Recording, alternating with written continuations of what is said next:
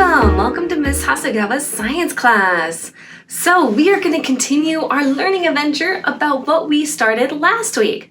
So last week, remember, we talked about models, we talked about what sticks together, why they stick together, and so we're going to continue diving into that question. Why do things stick together? So if you remember, we narrowed it down to really just, why do our clothes stick together when they come out of the dryer? Or, for example, like, why does my hair stick to the balloon when I rub them together? Why does that happen? And so we dove in and we really looked at it with something called the Van de Graaff generator. So sorry, I misspelled it last week in my other video. The correct spelling is Van de Graaff generator. So a lot of you gave some good ideas of what could be happening. I saw some of you thinking about maybe it's because of the vibration, and maybe it has to do with electricity. So let's look at it one more time and really think about why these pipe hands are flying off once I turn it on. Okay, so let's go. It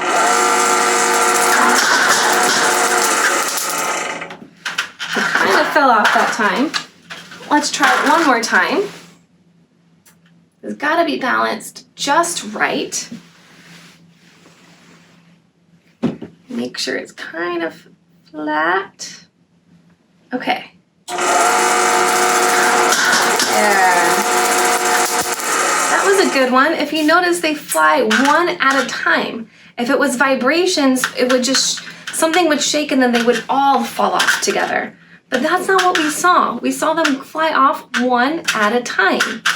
And also, to kind of go against the vibration theory, and we're thinking about maybe electricity, this is plugged in. I am using electricity to turn it on, and when I turn it on, some can see really cool shocks. It's really shocking. I can feel the air around the Van de Graaff is a little different. It feels like the hair on my hand is standing up a little bit. And I can see a shock jumping between this little guy and the main part of the Van de Graaff generator. So definitely electricity is evolved. So what is electricity? Do we know? Do you have a guess of what electricity is? Well, let's look at some vocab. So first off, before I get into what electricity is, we're looking at these pipe hands and we're seeing them fly off or they repel. The pipe hand and the Van de Graaff generator seem to repel one another. Why is that? And so when we're talking about it being repelled, it's like a push. It's pushing off from each other. And a push or a pull in science is called a force. So when there's any interactions between two objects, a force happens. A force is a push or a pull. So that's like when we repel or something attracts. Now, we were talking about this could be electricity, and I'd ask you what do you think it means. So electricity is a form of energy. It's energy because we use it to make things move. So it's a form of energy resulting from the existence of charged particles. Charge. That was another vocabulary word that I assigned to you guys, and charge just means it's an amount of electricity. It is responsible for electrical phenomena. Remember, phenomenon is just something that is observed to occur or exist. So we went over force, a push or a pull, electricity. It's a form of energy resulting from charged particles. Charge, an amount of electricity, and again, phenomenon, something that is observed to exist or occur. So electricity is causing this. Now let's think, can we create our own electricity without having to plug ourselves in to the wall or the socket in the wall? Well, it looks like we can. So I want you to think before I go over what we're going to do today. Can you think of an instance where you shocked yourself, where you touched something and that spark came out, like with the Van de Graaff, where you got jolted from something, maybe touching a shopping cart or a car handle or your doorknob, or if you have socks on and you scoot across the floor and you can shock somebody or something with that. So those are all ways that we can shock. So by rubbing things together, it sounds like from experience or walking or being out in the world, we can accumulate maybe a charge and thus a shock occurs. So very similar to rubbing this balloon on my head, I am creating a charge. So we're going to kind of dig into that and really see and try to figure out what's happening. What is this charge exactly? So I don't want to rub my head on all these balloons. So hair, because it's what I'm really rubbing against the balloon, is similar to fur, but this is such a small patch of fur that I'm using, so I'm going to use wool, which is also fur. So hair, fur, wool, these are all the same things. So what do you think is going to happen when I rub that middle balloon with wool or fur? Do you think nothing will happen? Do you think these two other balloons are going to be affected? Or do you think that balloon's going to do something else? Like we'll see something else happen. What do you think? Let's find out. I am rubbing it with some fur. And I'm rubbing it with my wool. Try to get a nice phenomenon going. All right, rub, rub, rub, rub, rub, rub, rub, rub, rub, rub. Let's see if that's enough. Oh, definitely. Can you see that? What? It's attracted to me, that's for sure. Kind of attracted to these neutral balloons. Look at that. That's cool. We don't see much of a detraction here, so there's definitely a force, and I can feel it on my hands. I can feel the hair sticking up on my hand, and there's like little tiny little hairs. So there is definitely charge. So now I'm going to keep this white one at neutral. This is going to be like our control in our experiment as we go through this electricity and charges. So I'm going to charge this other blue one. What do you think is going to happen when I charge this? So this one definitely became charged. And so I'm going to charge both of them because I feel like this one's definitely losing a little bit of a charge. But you can see it really attracted to me. It's attracted to these two balloons like a little bit. So even though you can't really see it, it's a little bit, it's a swaying towards each other. As you can see, this balloon is swaying between these two neutral. We're calling it neutral because they're non-charged. So that's going to be another term that we'll be using. So neutral means non-charged. And I really want you to pay attention as it's very slight and very small, but this charged balloon is slightly attracted to these neutral balloons as well. It's just so small. So now we're going to charge this one too.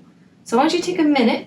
What do you think is going to happen when these two balloons are charged in the same way? Nothing at all. They'll attract to each other. They'll repel from each other. Or something else. Let's find out. I'm going to stand up on this chair so it makes it easier. So let's charge this one.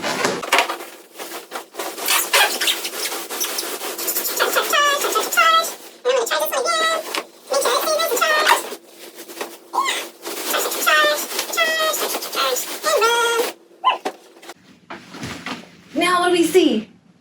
Look at that. Those two balloons definitely don't want to be near each other. They are, what's the word? Repelling. They are repelling from each other. And so now there's this force. As you can see, this white balloon doesn't really care, and there is some kind of attraction. You can see it a bit better now as this one's pushing it towards here. Attraction between a charged balloon and a neutral balloon. Repelling between two balloons charged the same way. Attraction, charged, neutral, repelling, charged the same way. Whoa! So now we did this with wool. So I can also charge here. I've got this is not a wizard's wand. It's a rubber rod. I wasn't able to get it to work before this video. So actually, what I want to do is I'm just going to charge another balloon to kind of have some fun with this. So just imagine, so if I charge this, then we're definitely going to be able to see even more force happening here. So let's get this pink balloon nice and charged. Again, it's easier for me if I stick it in the sweater and rub it a little bit. So, hooah. Charge with wool, charge with wool, charge with wool. I'm gonna stand behind here so you can see it a little bit better. And I take this balloon and I use the force. Zoom. They do not want to be near it at all. Look at these charges repelling. And, to an extent, attracting. Repelling. Same charges, repel.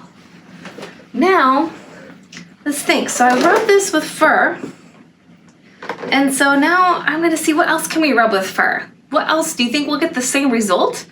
So I've got a fur rod. I got a fur and a glass rod.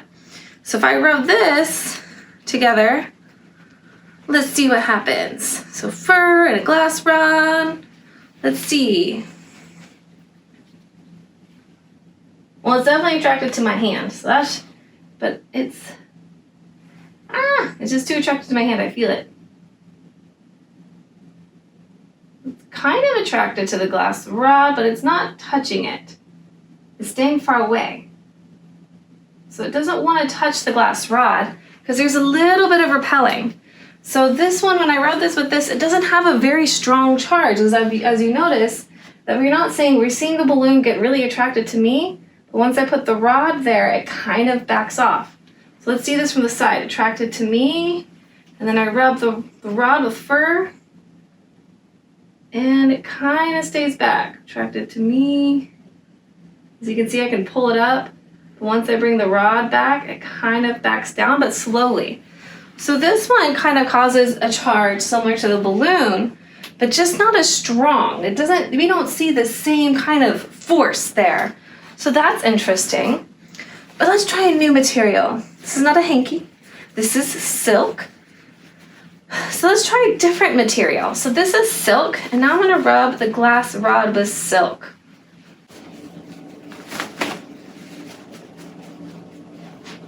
There we go. Look at that.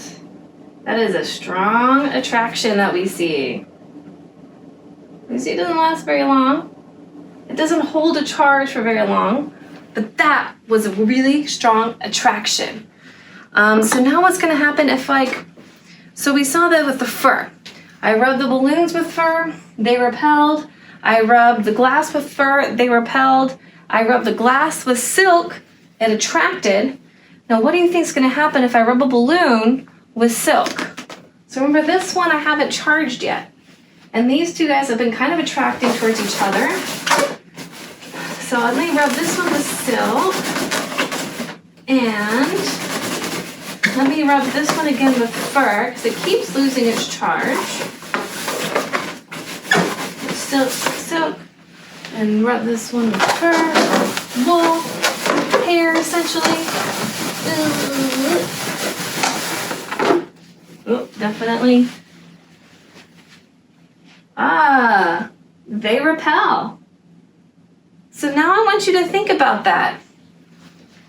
So when all these objects interacted a little differently. So just think about this for a second. I rubbed the glass rod with silk, and this causes an attraction. Look at that. Just look at it again. So it causes an attraction, but I rub the balloon with silk, and it causes something repelled. That means that this silk, when rubbed against the balloon and rubbed against the glass, have different effects. This now has opposite charge to the balloon, but the balloons all have the same charge.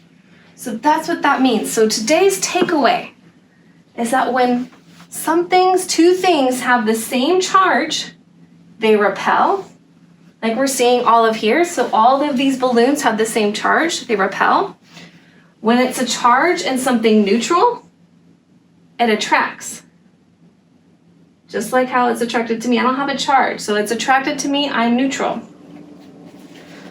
When I have an object that's oppositely charged, so I'm charging this glass rod, it has a different charge than this, they attract. Oh, not very strong attraction there. Let's try that again. Maybe this balloon. They're losing their charges a little bit. So when I have two objects and are oppositely charged, they attract. Okay? So again, like charges repel, opposite charges attract, and a charge and a neutral object attract.